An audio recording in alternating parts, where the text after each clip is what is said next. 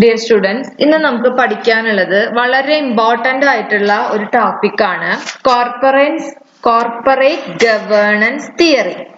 3 തിയറിയാണ് corporate governance, അതായത് ഒരു ബിസിനസ് സ്ഥാപനത്തിന്റെ ഭരണപരമായ കാര്യങ്ങൾക്ക് 3 തരത്തിലുള്ള തിയറിയാണുള്ളത്.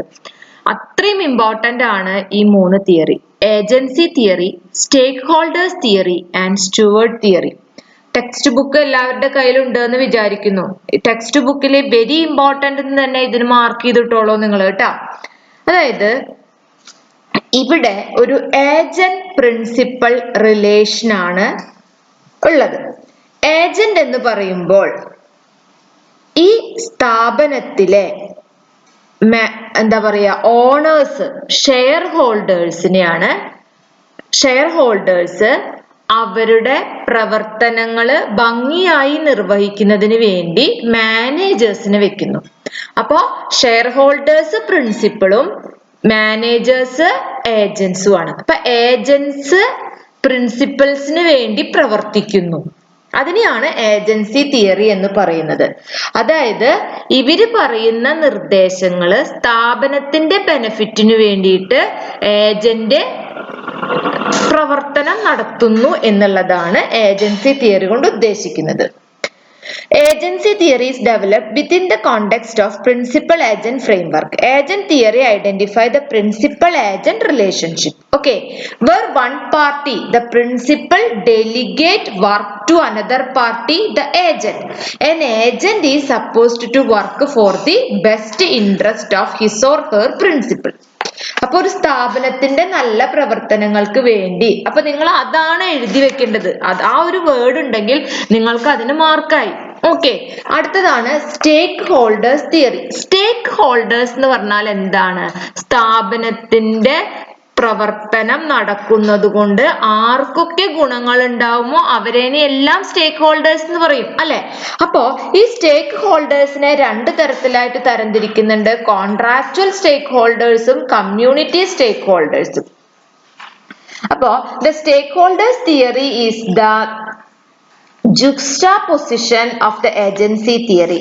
Stakeholders theory take into account the interest of all interested parties of the company, organizations like company or organization like employees, creditors, customers, suppliers, bankers, government and the locality or society, rather than focusing on shareholders only. നമ്മൾ agency തിയറിയിലെ principal agent പ്രിൻസിപ്പൾക്ക് വേണ്ടി പ്രവർത്തിക്കുന്നു, പ്രിൻസിപ്പൾക്ക് മാത്രം വേണ്ടി, share ഹോൾഡേഴ്സിന് മാത്രം വേണ്ടി.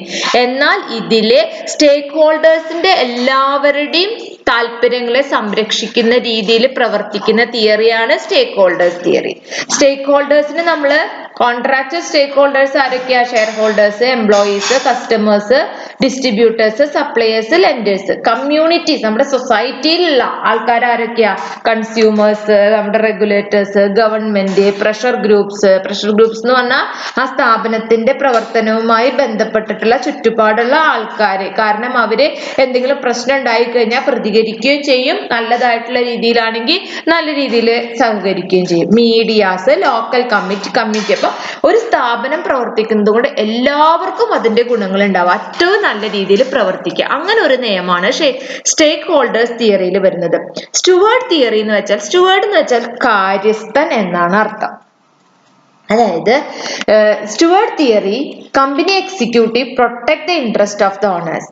ഇവിടെ company executive പൊസിഷനിലുള്ള ആൾക്കാർ, അതായത് മാനേജറേക്കാൾ എക്സിക്യൂട്ടീവ് പൊസിഷനിലുള്ള ആൾക്കാര് സ്ഥാപനത്തിന്റെ പ്രവർത്തനങ്ങൾ സംരക്ഷിക്കുന്നു, അവരെന്നെ ഏൽപ്പിച്ചിരിക്കുകയാണിത്. അപ്പൊ ആ രീതിക്കാണ് നമ്മുടെ സ്റ്റുവർട്ട് തിയറി എന്ന് പറയുന്നത്. ഇനി നമ്മുടെ ടെക്സ്റ്റില് ചോദിക്കുന്നുണ്ട്, വിച്ച് തിയറി ഈസ് ബെറ്റർ? ഏത് തിയറിയാണ് ബെറ്റർ? ഒന്നിനൊന്ന് മെച്ചാണ്, അതിൻ്റെതായ ദോഷങ്ങളും ഓരോന്നുണ്ട്, അതുകൊണ്ട് ഇന്ന തിയറി ബെറ്റർ ആണ് നമുക്ക് പറയാനായിട്ട് സാധിക്കില്ല. ഇനി നമുക്ക് ഈ ചാപ്റ്ററിൽ പഠിക്കാനുള്ളത് കോർപ്പറേറ്റ് ഗവേണൻസ് മോഡലാണ്. ഓരോ സ്ഥലങ്ങളിലെ ഭരണപരമായ കാര്യങ്ങൾ, അത് നമുക്ക് Canadian, UK, German, American, German, Italian, France, Japanese model. അതിൽ നമ്മളിപ്പോ എന്താണ് കനേഡിയൻ മോഡലില് അല്ലെങ്കിൽ അവിടെ family owned and companies are on increase use of new technology more entrepreneurial activity early entrance in initial corporate governance diffuse ownership from earlier colonial masters. അപ്പൊ അതുപോലെ ഇതൊന്നും നിങ്ങൾ വായിച്ചിരുന്നാ മതി. അപ്പൊ നിങ്ങൾക്ക് ഏതൊക്കെ രീതിയിലുള്ള കോർപ്പറേറ്റ് മോഡൽസ് ഉണ്ട് എന്നുള്ളത് ഒന്ന് വായിച്ച് മനസ്സിലാക്കിയിട്ട് പോവുക.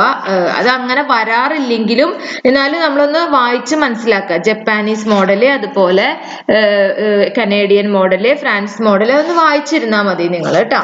അപ്പൊ ഈ ചാപ്റ്ററിലെ പ്രധാനപ്പെട്ട ഒരു ഭാഗമാണ് ഞാൻ വീണ്ടും പറയാണ്, theory, different types of corporate governance theory. ഇനി ഇതില് നിങ്ങൾ ടെക്സ്റ്റ് ഒപ്പം ഉണ്ടെന്നുള്ള പ്രതീക്ഷയിലാണ് ഞാനിത് മറിച്ചു പോകുന്നത്. SBU സ്ട്രാറ്റജിക് ബിസിനസ് യൂണിറ്റ് ആണ് ഇനി നെക്സ്റ്റ് നമുക്ക് പഠിക്കാനുള്ളത്. അത് അടുത്ത ക്ലാസ്സിൽ പഠിക്കാം. കുറച്ച് ഫാസ്റ്റ് ആയിട്ട് നമുക്ക് പോകേണ്ടതുണ്ട്, കാരണം അത് അറിയുന്ന കാര്യങ്ങളൊന്ന് സ്പീഡിൽ പൊക്കൂടെ. കാരണം എന്താ വെച്ചാൽ ഇപ്പൊ നമ്മുടെ ഇതിന്റെ കമ്മിറ്റിയുടെ കാര്യങ്ങളൊക്കെ നമുക്ക് അറിയാവുന്ന കാര്യങ്ങളാണ്. അപ്പൊ അതൊക്കെ ഒന്ന് സ്പീഡിൽ പോകുന്നുണ്ട്. അടുത്ത ദിവസത്തെ ക്ലാസ്സിൽ ഇനി അതിനെ കുറിച്ചിട്ട് ഒരു കൺക്ലൂഷൻ, നമുക്ക് പഠിക്കാനുള്ള ഭാഗങ്ങൾ മാത്രമായിട്ട് ഒരു രീതിക്ക് വരുന്നുണ്ട്. അത് കഴിഞ്ഞിട്ട് ഒരു ക്ലാസ്സും കൂടി എന്തായാലും ഒരു 1-ാം തീയതി ഒക്കെ ആവുമ്പോഴേക്കും, 1-ാം തീയതി 2-ാം തീയതി ആവുമ്പോഴത്തേക്ക് നിങ്ങളുടെ പോർഷൻ തീർക്കണം എന്ന് വിചാരിക്കുന്നുണ്ട്. ആ രീതിയിൽ നിങ്ങൾ ചെയ്യാൻ, നിങ്ങൾക്ക് ഇനി 5th സെമസ്റ്ററിന്റെ പഠിക്കാനുള്ളതല്ലേ, അപ്പോഴത്തേക്കും അത് തീരുന്ന രീതിയിൽ ചെയ്യാൻ വിചാരിക്കുന്നുണ്ട്. Okay, thank you.